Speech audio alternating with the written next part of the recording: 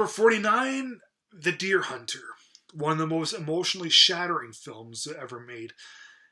And yeah, it's a sad film, but it's too good not to like. Yeah, sad films, they're not really all that pleasant, but if they're well done, they deserve a whole lot of recognition and a lot of support and a lot of everything really. Number 48, Raging Bull. Raging Bull, definite contender for the best film of the 80s. I would call it pretty high up there, but not quite. It is one of the best directed films I've ever seen, too. This is really Martin Scorsese at his, probably at his very, very best. Even, like, yeah, I like this movie more than Goodfellas, but yeah, this movie really should have won the Oscar for Best Picture and Best Director. Especially Best Director, because just look at Martin Scorsese's directing and look at Robert Redford's directing for Ordinary People that same year. Like, can't argue. Number 47, Sunset Boulevard. I totally love movies about movies, and this has got to be the very best one that there's ever been. Gloria Swanson is on fire here. She is so good. William Holden also does a great job, but yeah, Sunset Boulevard, probably the best movie about movies ever. Number 46, The Graduate. The Graduate is, it's just one of those films where I always feel so good afterwards. Like I'm rooting for Dustin Hoffman, and when the time actually comes and he goes, it's just, I'm always so satisfied to the brim about it. Number 45, Lawrence of Arabia. The ultimate epic. As you can see, I love a lot of epics, but Lawrence of Arabia definitely deserves all its acclaim and everything. Definitely top of the line, Lawrence of Arabia, number 45. Number 44, Kramer versus Kramer. Other than the Godfather films, Kramer versus Kramer is probably my favorite film of the 70s. Yeah, Dustin Hoffman gives my favorite performance of the 70s. Meryl Streep is amazing. Justin Henry as the kid is amazing. Totally love it. Number 3, the original Indiana Jones trilogy. Not going with Kingdom of the Crystal Skull. Wasn't worthy of this. But yeah, you got to go with the original 3 Indiana Jones films.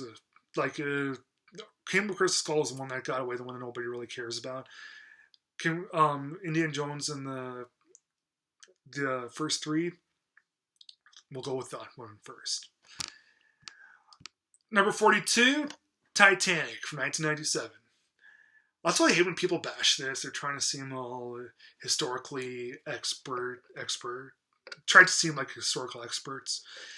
But, and they try to seem like they don't like romance or anything. But the movie, it is flawed, of course, but it is a really good film. Please, just trust me on that. Number 41, The Shawshank Redemption. The highest rated film on IMDb may not really be the best film, but I can see why people would rate it as the highest. It is a truly remarkable, amazing film.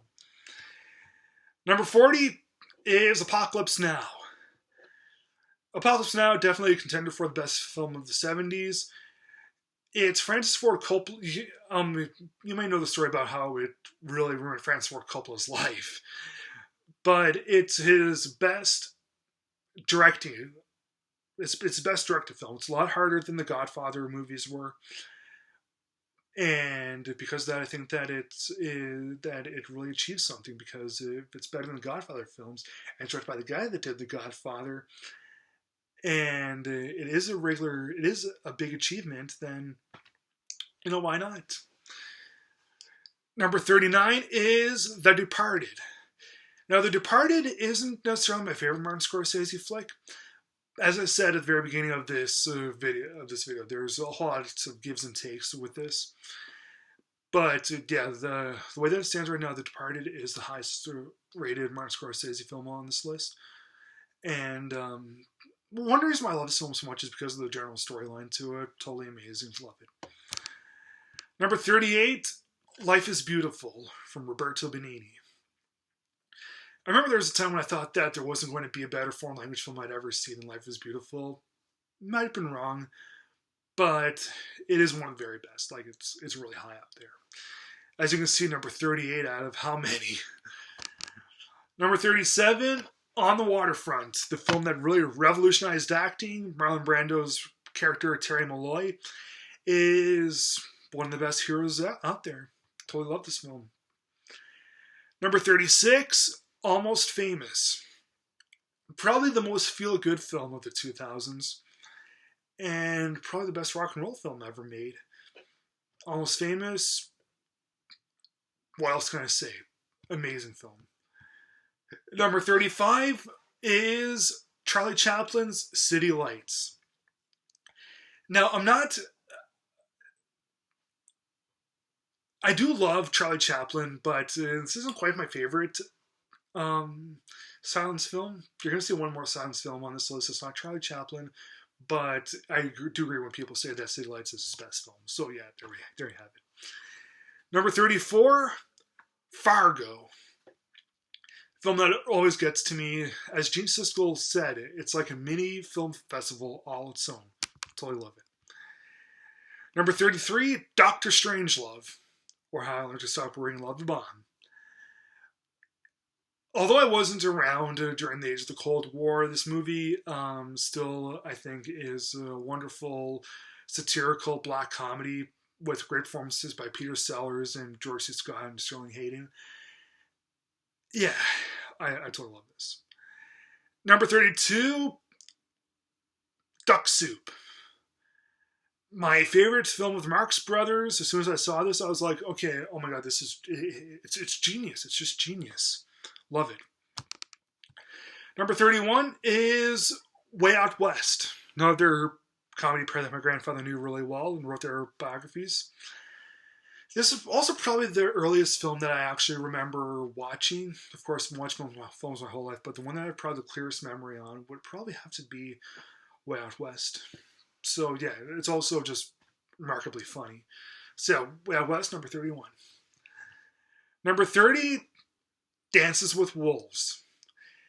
If you're not a big fan of Dances with Wolves, then see the 4-hour cut. The extended cut.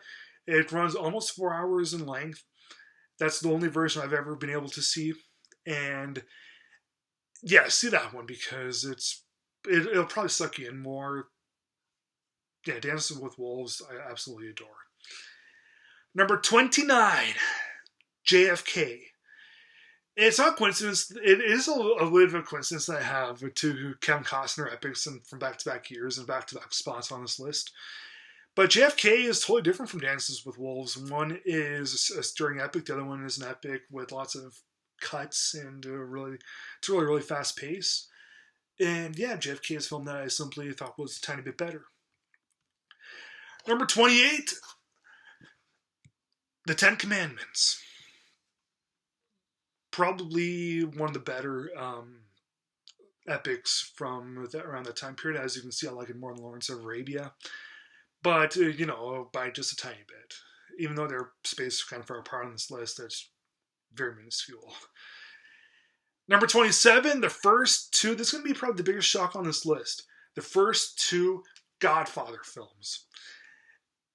Yeah, Godfather 3 wasn't really worth being on this list, but why did I place The Godfathers kind of low on this list when it should be like top 3 or whatever?